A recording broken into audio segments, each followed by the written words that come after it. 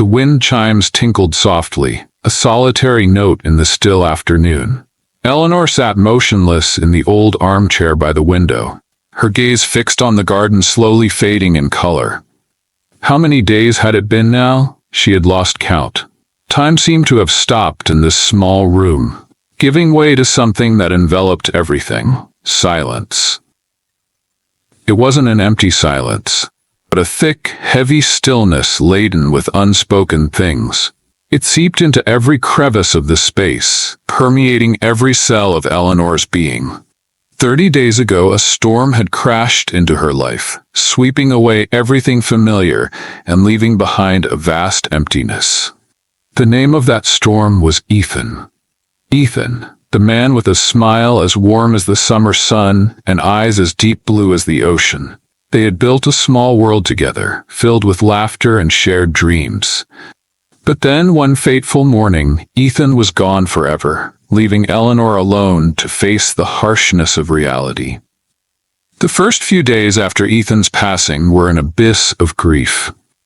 Eleanor sank into tears, into shattered memories, into the torment of unanswered why questions. She couldn't eat, couldn't sleep, couldn't do anything but call out his name in vain. Then one day, in the midst of utter despair, Eleanor suddenly fell silent. The silence came naturally, like a fog enveloping her bleeding soul. She no longer cried, no longer screamed. She just sat there, motionless, watching the world around her pass by like a silent film. Friends and family came, trying to comfort her, to console her. They spoke of how time would heal all wounds, of how she needed to be strong to move on. But Eleanor heard nothing. Their words were just jumbled sounds, unable to penetrate the wall of silence she had built. Mrs. Martha, the kind elderly neighbor, brought warm meals and left them at Eleanor's doorstep. She didn't say much, just looked at her silently with eyes full of sorrow. Perhaps she understood that some pain is too great for words. Each day passed and Eleanor remained seated. The morning sun streamed into the room, painting long streaks of light on the floor. At noon, birds chirped outside the window. In the evening, darkness gradually enveloped everything, swallowing it whole. Eleanor witnessed it all, but nothing seemed to touch her. In that silence, Eleanor began to look deeper within herself. No more weeping, no more anger, only an empty space where memories of Ethan gradually surfaced more clearly than ever before. She remembered the first time they met, in a small, sun-drenched cafe. His radiant smile had lit up the entire corner of the room. She remembered the evenings they spent stargazing on the beach, the sound of the waves crashing like an endless love song. She remembered the plans, the dreams they had painted together, now shattered like sea foam.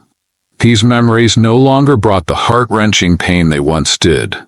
Instead, they became gentler, like slow-motion films of a time gone by. Eleanor realized that her love for Ethan hadn't disappeared. It had simply transformed into another form, a deep appreciation for the moments they had shared. On the 15th day, a sudden downpour arrived. Large raindrops tapped against the window pane, creating a melancholic melody. Eleanor remained still, watching the drops race down the glass. Suddenly, she remembered a time they had taken shelter together under the awning of a small shop. Ethan had held her tightly, whispering sweet nothings in her ear. A faint smile flickered across Eleanor's lips. It was the first smile after so many days of silence. In the days that followed, Eleanor's silence began to show small changes. She started to notice the small details around her. The sound of the wind rustling through the leaves, the vibrant colors of the flowers in the garden, the subtle scent of earth after the rain. It was as if, no longer surrounded by the noise of grief, her senses had become more attuned. On the 20th day, Eleanor stepped outside for the first time. She walked in the garden, touching the soft petals of the flowers, breathing in the fresh air. The feeling was slightly strange, as if she had just woken up from a long sleep. The world was still there, still going on, even though a significant part of her life was gone forever. She went to the old stone bench under the ancient oak tree where they used to sit and talk. Her hand gently touched the small carvings on the trunk, memories of sweet promises flooding back. This time, there were no tears. Only a lingering sadness, but it was no longer as sharp as before. It had become gentler, more accepting. On the 25th day, Eleanor began to reread the books Ethan loved. She listened to the music they used to listen to together. Each page, each note evoked memories, but now they no longer brought torment. They became threads connecting her to the past, a way to keep him close. On the 29th day, Eleanor found an old letter from Ethan in her desk drawer. The familiar handwriting, the careful strokes, contained so much love and hope. Reading each word, Eleanor felt the warmth that still remained intact in her heart. She knew that Ethan's love lived on within her, a flame guiding her forward. And then, the 30th day arrived. Eleanor woke up with a different feeling. The silence was still there, but it was no longer as heavy and somber as before. It had become lighter, like a necessary pause to listen to the voice from the depths of her heart. She looked out the window. The radiant dawn was slowly dispelling the night mist. Birds sang loudly, welcoming a new day.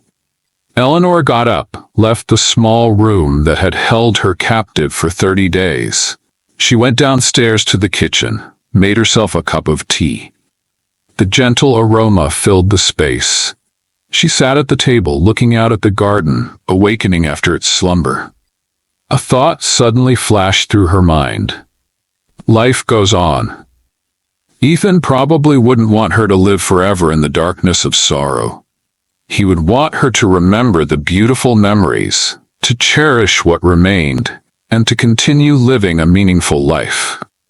Eleanor put down her teacup, stood up, and went to the large mirror in the living room. She looked at her face.